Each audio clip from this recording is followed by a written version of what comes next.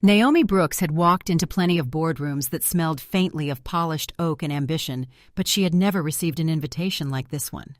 The envelope alone looked like it belonged in a museum display.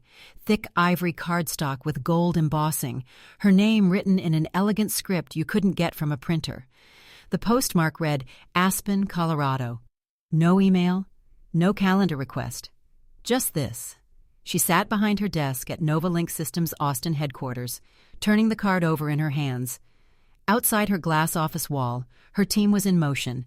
Engineers clustered around a prototype drone, operations staff reviewing shipment dashboards in real time. The usual controlled chaos of a company she had built from the ground up.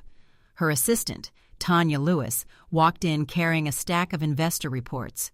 "That from the Harringtons?" she asked, setting the files down. Naomi slid the invitation across the desk. Tanya's eyebrows rose. "Oh, this is fancy."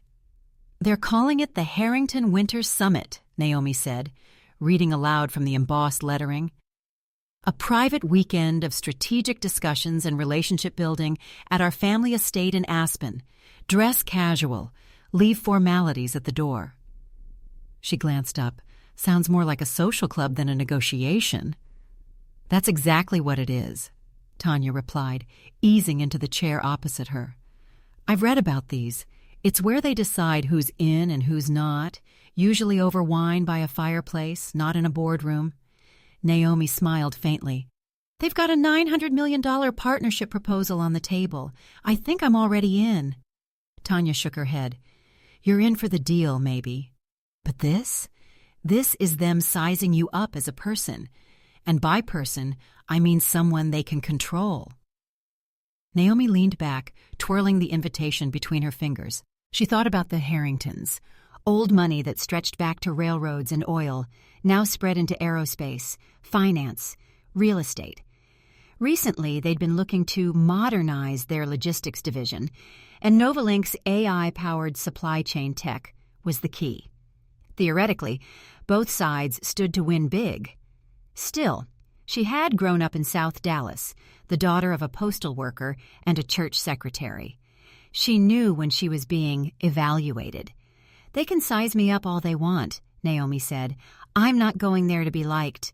I'm going there to make history." By Thursday morning, her decision was made. The company jet was booked, her schedule cleared. Tanya handled the travel logistics, though she made no attempt to hide her skepticism. "They want you to show up in jeans and laugh at their jokes," Tanya muttered as she folded a soft navy sweater into Naomi's suitcase. "They'll ask where you actually grew up. They'll tell you they admire your hustle, like it's a surprise." Naomi zipped the suitcase shut. "Let them. They'll get the deal, not me." Tanya raised an eyebrow. "And if they don't?" Naomi's smile was steady. "Then I still have me." Austin's autumn air was brisk as Naomi left for the airport, the kind of cool that hinted winter was just around the corner. She moved easily through the private terminal, her carry-on slung over her shoulder. The flight to Aspen would be just under 2 hours, but in her mind, the distance between where she came from and where she was headed was much greater. Somewhere between the hum of the engines and the snow-capped peaks appearing in the window, she let her thoughts settle. The Harringtons didn't scare her. If anything, she was curious. Curious how people who controlled so much could still be so wary of someone who had earned every inch of her ground. The pilot's voice came over the intercom. "We'll be landing in Aspen in 15 minutes. Light snow, temperature about 28 degrees. Naomi looked down at the town below, nestled in the Rockies, dusted in white, framed by jagged mountain ridges. It was beautiful, almost cinematic, but she wasn't here for the scenery. At Aspen's small airport, a black SUV with tinted windows was waiting. The driver, a man in a Harrington estate fleece, stepped forward. "Ms. Brooks, welcome to Aspen. Mr. Grant Harrington sends his regards. He's looking forward to meeting you in person." "Naomi," she corrected with a polite smile, "and thank you." The ride up the mountain was a winding climb through stands of evergreens heavy with snow. Naomi watched as ski chalets and boutique lodges gave way to private estates, driveways lined with stone pillars, roofs buried under fresh powder. The Harrington estate appeared like something from an architectural magazine, a cluster of timber and glass lodges connected by heated walkways, the American flag and the Colorado state flag both flying at the main gate. Inside, she could see the glow of a massive stone fireplace through the lobby windows. People moved casually in and out, dressed in expensive sweaters and shearling boots. The driver stopped near the main entrance. "Grant will meet you on the deck," he said, taking her suitcase. Naomi stepped out into the cold. The air was sharp, clean, tinged with the faint smell of pine. Somewhere in the distance, she heard the muffled pop of ski rifles. She pulled her coat tighter and walked toward the sound of voices. The deck overlooked a valley that stretched for miles, the snow broken only by the dark lines of frozen rivers. A group of people in casual designer wear lounged around a long table, glasses of sparkling water and plates of charcuterie between them. Laughter carried on the wind until they saw her. The pause was brief, but unmistakable. Naomi had felt that pause before. The half-second recalibration when someone realizes the person they'd pictured doesn't match the one standing in front of them. Grant Harrington stood, tall and confident, offering a broad smile. "Naomi, you made it. We were just talking about the future of freight automation." She shook his hand. "Beautiful place you've got here." Edward Harrington Sr., silver-haired and still imposing in his 70s, gave her a slow once-over. "So you're the woman everyone's buzzing about," he said. "Quite the reputation." "Hopefully a good one," Naomi replied evenly. "Oh, of course," Edward said, pausing just long enough to let the moment hang. "We just weren't expecting— Well, come sit. There's wine." No one moved to pull out a chair. Naomi did it herself. She wasn't here for courtesy. She was here for respect. Snow fell in slow, lazy spirals as the black SUV rolled up the long, winding drive to the Harrington estate. It was the kind of snow you saw in postcards, soft, weightless, drifting without urgency. Naomi sat in the back seat, her gaze fixed on the landscape. The mountains rose like silent sentinels, their peaks lost in a veil of gray clouds. Tanya sat beside her, scrolling through the itinerary on her tablet. "So, tomorrow is informal introductions over cocktails. Saturday morning is outdoor activities, skeet shooting or snowmobiles, followed by fireside lunch. Saturday night is family dinner. Then Sunday is the big pitch." Naomi smiled faintly. "Sounds like summer camp for billionaires." "Without the bug spray," Tanya replied. She glanced up from the screen. "Still think this is worth it?" "I didn't come all the way to Aspen to turn around," Naomi said. "Let's see what they're like when they're not wearing their PR smiles." The SUV slowed at a security gate flanked by 2 stone pillars. A young man in a navy fleece stepped forward, tablet in hand. "Welcome to the Harrington estate," he said, his smile quick but polished. "Name?" "Naomi Brooks," she answered. He scanned the tablet, then looked up. "Ah, yes, Mr. Harrington's guest.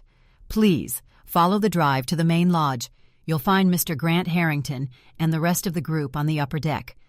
As they passed through, the scale of the property came into view. Several large lodges connected by covered walkways, a glass-enclosed pool area steaming in the cold air, a private ski lift climbing the slope behind the estate. It was wealth distilled into architecture, grand but calculated, every angle screaming legacy. Tanya let out a low whistle. "I guess they're not hurting for cash." Naomi didn't answer. She was already shifting into the mental space she reserved for meetings that weren't supposed to feel like meetings. The driver stopped in front of the main lodge. Inside, the glow of a massive fireplace washed over leather armchairs and hand-woven rugs. The air smelled faintly of cedar and something rich, maybe mulled wine. A side door led them out to the upper deck, where a dozen people in casual designer layers sat around a long table. The scene could have been lifted from a ski resort advertisement, sparkling water, charcuterie boards, snow-capped peaks as the backdrop. Grant Harrington spotted her first. "Naomi, you made it!" he called, rising from his seat. "We were just talking about predictive shipping models." Naomi took his outstretched hand. "Beautiful place you've got here." Before she could sit, an older man stood, Edward Harrington Sr. His eyes swept over her once, measured but cool. "So, you're the woman everyone's buzzing about. Quite the reputation." "Hopefully a good one," Naomi replied. "Oh, of course," Edward said, pausing with the faintest lift of an eyebrow. "We just weren't expecting—" He stopped himself. "Well, come sit. There's wine." The pause, the hesitation. It was brief, but Naomi caught it. She pulled out her own chair and sat. Tanya, standing just behind, noticed too. Conversation picked back up, but Naomi could feel the subtle shift in air pressure whenever the topic turned toward her. Lauren Carter, Edward's daughter, leaned in across the table. "So, Naomi, where'd you actually grow up?" Naomi didn't blink. "South Dallas?" Lauren smiled like she'd just heard an unexpected twist. "And now you're here, negotiating nearly $1 billion deal with us. That's incredible." The emphasis on us wasn't lost on Naomi. She simply said, "Hard work travels." Across the table, Mason Harrington, a cousin in his late 30s, rested against the arm of his chair. "Honestly, when Grant said the CEO of Novalink was you, I pictured someone different." Naomi tilted her head. "Different how?" He gave a short laugh. "I don't know. Maybe older, maybe a guy. Definitely not someone who could pull off heels and a balance sheet." Naomi let out a soft laugh that didn't quite reach her eyes. "I get that a lot, usually right before someone tries to lowball me." The table went quiet for a beat, like a glass set down too hard. Later, during the evening cocktail hour in the glass-walled lounge, Naomi stood near the fireplace, a glass of water in her hand. Outside, snow swirled under the floodlights. Inside, clusters of conversation buzzed, each punctuated by laughter that seemed just a little too loud. A staff member approached Tanya, asking if she was with the catering crew. Tanya shook her head, smiling tightly. Naomi watched from across the room, her jaw tightening just enough to be noticeable. Charlotte Harrington drifted over, crystal glass in hand. Without looking up, she said, "Excuse me, could you refresh the wine at the far end? And we're out of ice." Naomi turned slowly. "I'm not staff," she said evenly. Charlotte's head snapped up, her expression freezing for a split second.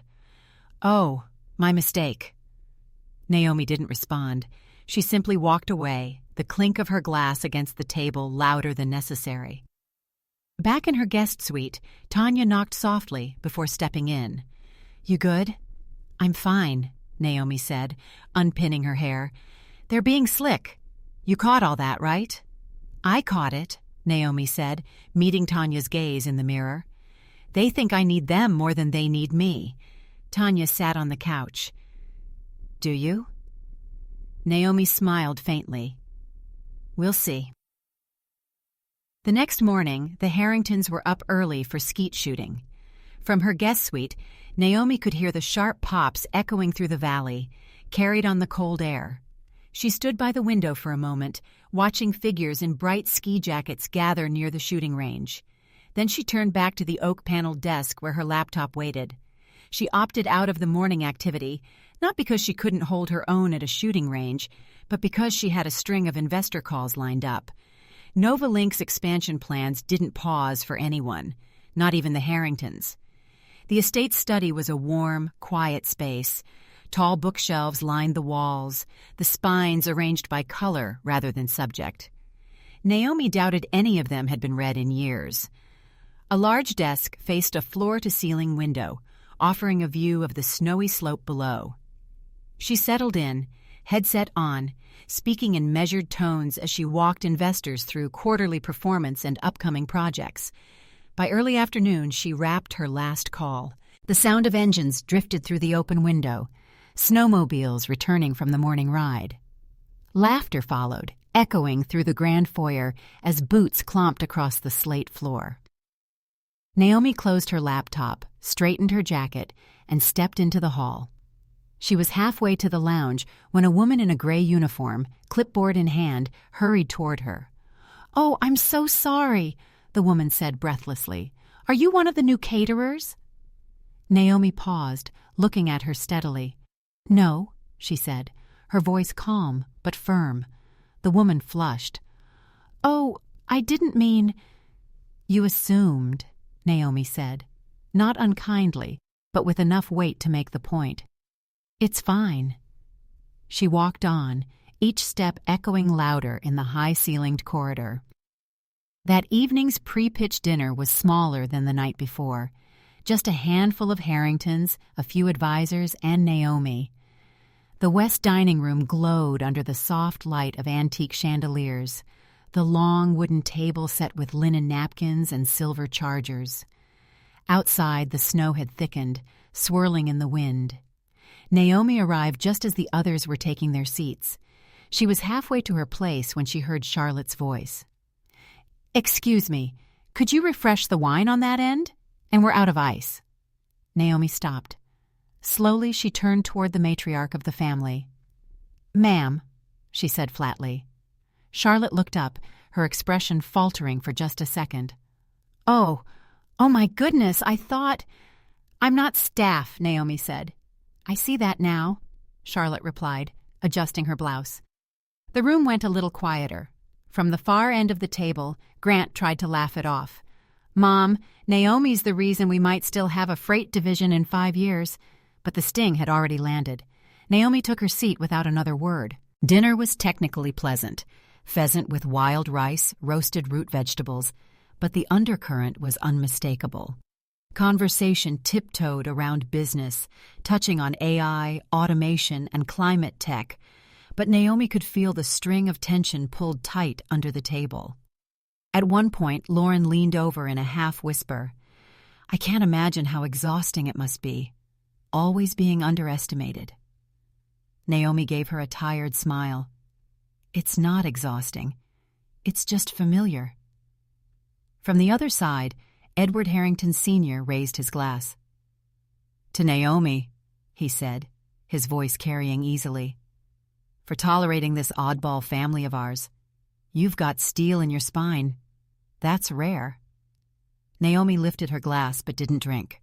"I built something I believe in," she said evenly, "and when I see that belief questioned, not by market data, but by tone, by posture, I take note." A few people shifted uncomfortably. Grant cleared his throat. "Naomi, no one's questioning what you've built. We just have our own way of doing things. Culture, tradition, you know." Naomi nodded once. "I know." She didn't say the rest, and that's exactly the problem. After dinner, she stepped outside into the freezing air. The snow was falling harder now, the wind biting at her cheeks. Tanya found her a few minutes later, hoodie pulled tight against the cold. "They mistook you for staff, again," Tanya said flatly. Naomi didn't answer. "You said they needed the deal," Tanya went on. "So why are they acting like they don't?" "Because they don't want to need me," Naomi said. "They want to absorb me. Quietly, neatly, without bending a single rule in their house." Tanya's breath hung in the air. "You're still going through with the pitch tomorrow?" Naomi's gaze stayed on the dark outline of the mountains. "Yeah, because what I say tomorrow will tell them exactly who they're dealing with." The snow had not let up all day. By the time evening fell, the storm had wrapped Aspen in a muffled silence, as if the entire valley were holding its breath. Inside the main lodge dining hall, the Harringtons had arranged what they called family dinner. But it looked more like a state banquet. The long oak table gleamed under candlelight, each place setting marked with calligraphy name cards. Crystal stemware caught the flicker of the flames from the massive stone fireplace. The air was scented faintly with rosemary from the roasted pheasant, and something heavier, anticipation. Naomi paused in the doorway for half a beat, taking in the scene. She wore a deep emerald wrap dress, her hair swept into a clean knot. Every detail about her tonight was deliberate, poised, unshakable, a reminder she belonged in any room she chose to enter. Grant stood to greet her, gesturing toward her seat, between Lauren and Mason, directly across from him. Edward sat at the head, of course, with Charlotte on his right. Tanya was nowhere in sight. She hadn't been invited. "She's staff, right?" Charlotte had asked earlier in the day. Grant had corrected her, but the decision had held. Naomi took her seat without comment. She didn't need Tanya here to back her up. She was more than capable of holding her ground alone. Dinner began with a toast. Edward rose, glass of scotch in hand, his voice carrying with the ease of someone used to commanding rooms. "To progress," he said, smiling as though the word tasted good, "and to partnerships that make the impossible possible." The crystal chimed as glasses touched. Naomi clinked hers with Lauren's but didn't drink. The meal unfolded in careful courses, cold crab salad, then pheasant with wild rice. Conversation moved easily at first, touching on market trends and industry forecasts. But underneath the small talk, Naomi could feel something building, the way you can feel static in the air before a storm. Lauren leaned toward her. "I'm impressed with how you've handled this week," she said quietly. "It's not always easy being the only woman in the room." Naomi smiled faintly. "I'm rarely just the only woman," Mason chuckled from her other side. "Come on, Naomi. You've got to admit it's a little funny. You walking into this dynasty like a disruptor? It makes us all look like dinosaurs." "I didn't walk in to look like anything," she said, her voice even. "I walked in to bring value." Grant jumped in quickly. "Exactly why we're excited. This deal. It's more than numbers. It's symbolic. Us evolving." Naomi met his gaze. "Let's just hope symbolism doesn't get in the way of substance." The words hung in the air for a moment before the waitstaff moved in to clear plates. That's when Edward decided to speak again. "I'll tell you what I don't get," he began, swirling his scotch like the gesture itself was part of the punchline. "This whole obsession with representation and leadership. What happened to hiring the best person for the job?" Grant shifted uncomfortably. "Dad, now's not the time." "No, I'm just saying," Edward continued, leaning back in his chair. "It used to be about merit. Now it's quotas, diversity hires, boxes to check. Boardrooms are starting to look like marketing campaigns." He looked directly at Naomi. "No offense." The room went still. Even the fire seemed to quiet. Naomi folded her napkin slowly, placing it beside her plate. "None taken," she said, "because when people say no offense, what they really mean is they hope you'll swallow the insult and keep the peace." Edward smiled, unbothered. "I'm just speaking truth." "Then here's some truth for you," Naomi said, meeting his gaze without blinking. "I didn't build Novalink because I was part of someone's inclusion initiative. I built it because no one else could solve the problem I did. My company isn't a box you check. It's the reason your aging logistics empire might survive another decade." Silence fell again, heavier this time. Mason's eyes darted toward his plate. Lauren sat perfectly still. Naomi rose from her chair, her hands calm at her sides. "I've been called articulate, aggressive, impressive, intimidating, sometimes all in the same sentence. But rarely have I sat at a table this expensive and heard someone so proud of being wrong." Edward raised his glass in a half smirk. "You've got fight, I'll give you that." "I have something more important than fight," Naomi said. "And what's that?" he asked. "Options." She didn't sit back down. She turned and walked toward the door, her heels clicking softly against the hardwood. Back in her suite, Naomi locked the door and crossed to the desk. The $900 million contract lay spread across the surface, alongside her presentation notes and a small USB drive. She picked up the drive, turning it between her fingers. There was a knock. "It's Tanya!" came the voice from the hall. Naomi opened the door just enough to let her in. Tanya's face was flushed from the cold. "I heard," she said. "It was that bad?" Naomi set the USB down. "Worse." "You're still pitching tomorrow?" Tanya asked. Naomi's eyes were steady. Yes, and tomorrow they'll learn exactly what I mean when I say I have options. Morning broke cold and sharp, the kind of air that seemed to scrape your lungs with every breath. Outside the Harrington estate, the storm had passed, leaving the snow piled high and glittering under a pale sun. The mountains stood in stark relief against a sky so clear it felt almost brittle. Naomi was awake before dawn. She hadn't slept more than 3 hours, but she felt steady, focused. She moved around her suite with deliberate calm, black trousers, tailored blouse, her hair pulled back. On the desk, the USB drive lay next to her presentation portfolio, a small object holding an outsized weight. At 8:00 a.m. sharp, she walked into the estate's executive lounge. The room was all dark wood and leather, a fire burning low in the stone hearth. The long conference table had been set with coffee service, pastries, and neat stacks of notepads that no one would use. Grant was already there, pouring himself a black coffee. He looked up with a smile that felt rehearsed. "Naomi, let's pretend last night never happened." "No pretending necessary," she said, setting her portfolio on the table. "Let's get to business." One by one, the others filed in. Lauren, Mason, 2 legal advisors in dark suits. Finally, Edward Harrington Sr. arrived, wearing pressed khakis and a Patagonia vest, looking like he was about to head out to inspect a ski lift rather than close a 9-figure deal. Naomi began her presentation without small talk. "Novalink isn't just future-proofing the shipping industry," she said, clicking to the first slide. "We're creating a neural network of predictive logistics that reacts faster than human supply chains ever could." Graphs, real-time maps, and predictive models lit up the screen behind her. She walked them through timelines, integration strategies, projected ROI, all delivered in a measured, confident voice. For the first 15 minutes, they listened. They even took notes. Then she paused.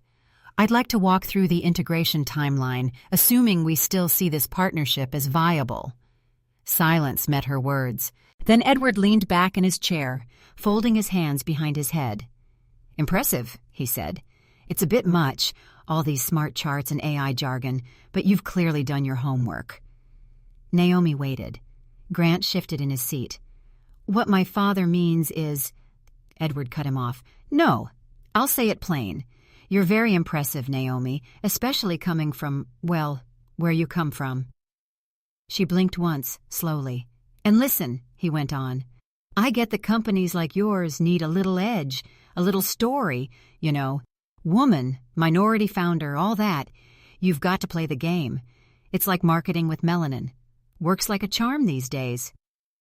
The words landed like a slap in the quiet room. No one moved. Naomi's voice was calm.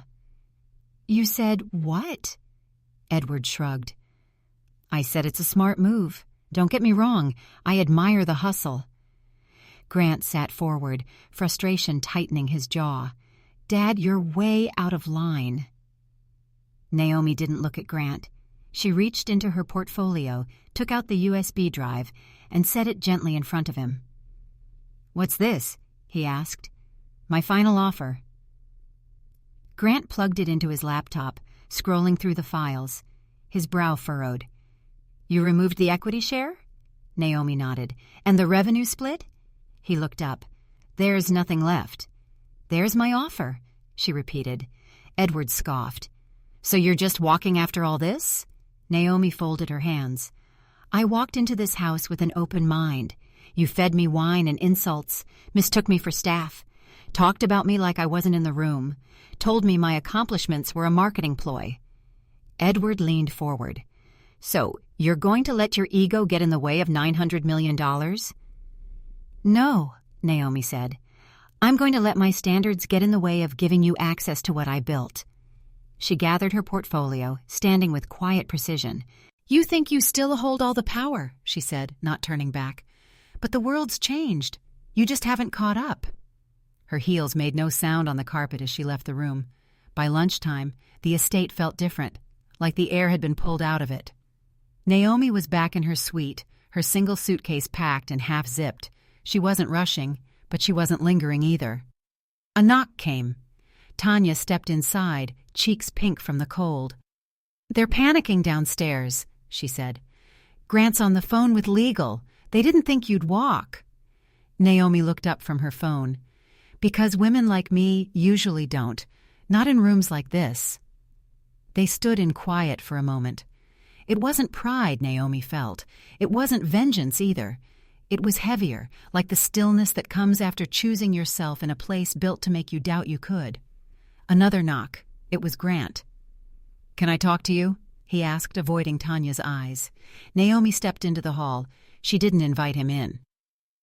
"I know my dad was out of line," he said. "I tried to stop him." Naomi kept her expression neutral. "You've got something real here. We can smooth this over, rewrite the press strategy, tell the story right." "Rewrite what?" she asked. "That I was humiliated but stayed for the check?" "It's not about staying," Grant said. "It's about being smart." "No," Naomi said quietly. "Being smart is knowing that tying my legacy to a name that casually disrespects me would cost me more than $900 million. It would cost me every person watching who thought dignity still meant something at the top." He rubbed his jaw. "You're really not going to budge?" "I'm already gone." She turned back into the suite and closed the door. Downstairs, Edward was pacing by the fireplace. "You give them too much rope," he muttered to Mason. "They think they're in charge." Lauren spoke up from her chair. "Or maybe she just didn't need us as much as we thought." Edward waved her off. "We'll find another partner." Lauren's voice was steady. "Not one like her." By mid-afternoon, Naomi and Tanya were in the SUV, winding down the long drive lined with snow-covered pines. The estate receded in the rearview mirror, growing smaller until it disappeared entirely. Naomi didn't look back once. By sunrise the next day, Naomi's decision was already making headlines. Naomi Brooks walks from $900 deal after Aspen disrespect. CEO rejects Harrington partnership in high-stakes stand for dignity. Tech founder turns down fortune, gains something priceless. She hadn't released a statement. She hadn't spoken to a single reporter. But someone inside the Harrington circle had clearly talked. Probably one of the junior advisors who'd seen the whole thing. The story had taken on a life of its own. On social media, the comments came in waves. This woman just did what a dozen corporate DEI teams couldn't. She didn't just ask for a seat at the table. She built her own. $900 million, and she still said no. That's power. On the private jet leaving Aspen, Tanya leaned back in her seat, scrolling through her phone. "They're scrambling," she said. "I saw 3 different sources close to the Harrington family, giving completely different versions of what happened." Naomi gazed out at the mountains, their jagged peaks cutting into the morning sky. "Let them scramble!" Tanya looked up. "What now?" "Now we tell our story," Naomi said. "Our way." Back in Austin, Novalink's headquarters hummed with quiet energy. Engineers huddled over prototypes. Logistics teams refined shipment algorithms. No one treated her return like a homecoming. It was just another day, another step forward. And that was exactly how she liked it. Her assistant intercepted her outside the conference room. "A small business podcast out of Baltimore wants to interview you," Tanya said. "Black-owned, mostly women entrepreneurs in their audience. I told them we'd think about it." Naomi nodded. "Book it." 2 days later, she sat at her kitchen table, laptop open, no makeup crew, no studio lights, just her voice, and a Wi-Fi connection. "I didn't walk away from the deal," she said calmly into her mic. "I walked away from disrespect." She paused, letting the words settle. People confuse silence with weakness, but silence can also be a choice, a boundary, a refusal to entertain things that should never have been said in the first place. The host leaned forward.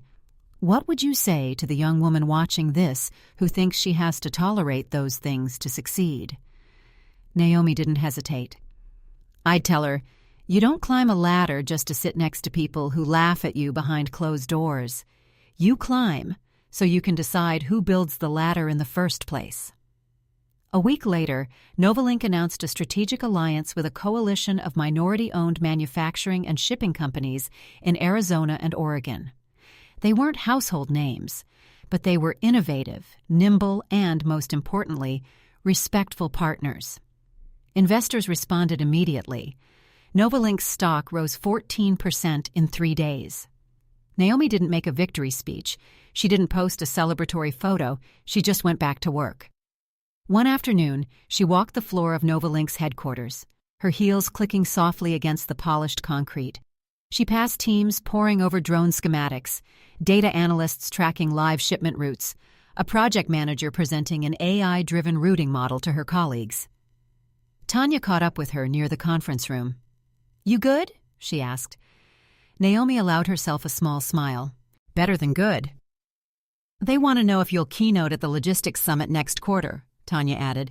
"Slot's yours if you want it." Naomi paused. "Tell them I'll think about it." "You're not worried about how you looked walking away?" Naomi turned toward her. "I'm thinking about how many people never realized they could." That evening, Naomi stood on her apartment balcony looking out at the Austin skyline. The air was warm for winter, the city lights flickering against the dark. Some deals were worth more than money. Some exits were louder than press releases. She hadn't walked away because she lost. She'd walked away because she'd won something bigger, her self-respect. And in doing so, she'd given permission to every young leader watching her to do the same. The first snow of the season had already melted from Aspen by the time the headlines faded, but the story lingered, quietly, steadily, like footprints that refused to disappear. Naomi Brooks didn't just walk away from a $900 million deal. She walked toward something far more enduring. And in doing so, she became a reminder that success isn't just measured by the contracts you sign, but by the ones you refuse. In her kitchen table interview, she had spoken plainly. "I walked away from disrespect." It was a sentence that resonated far beyond the boardrooms and the business pages. Across the country, in co-working spaces, corner cafes, and neighborhood barbershops, people in the Black community repeated those words as if they were their own. They understood the weight of them, the quiet defiance, the refusal to shrink to fit into someone else's narrative. Naomi's choice was not an act of impulsive pride, but of deliberate preservation. She knew the Harrington deal could have funded expansions, boosted stock prices, and brought Novalink into an entirely different league. But she also knew it would have cost her something greater, the trust of every person watching, especially the young women in the Black community who were learning day by day how to navigate spaces that weren't built for them.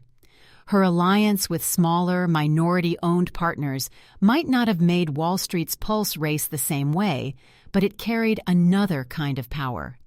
It was built on respect, shared vision, and a belief that dignity belongs at the foundation of any true collaboration. The market noticed, yes, but so did the neighborhoods, the churches, the family gatherings in the Black community where her name was spoken with pride. The lesson wasn't about walking away from money. It was about walking toward self-respect, even when the world tells you to compromise. It was about holding the line, not out of stubbornness, but out of a deep understanding that once you trade away your worth, no amount of profit can buy it back. For anyone listening, whether seated at a high-rise desk or on a front porch, it was a call to take inventory. Is the check worth the cost? Sometimes the boldest move you can make is to leave the table, not because you can't win, but because you've already won the only thing that truly matters. So, if this story touched you, take a moment to pass it on. Share it with someone who might be standing at their own crossroads, wondering if they have the strength to say no. You never know. Your encouragement might be the quiet nudge they need to choose the harder, better path. Because in the end, the deals we walk away from often tell the world more about who we are than the ones we take. And if we can walk away with our dignity intact, then we never really walk away empty-handed.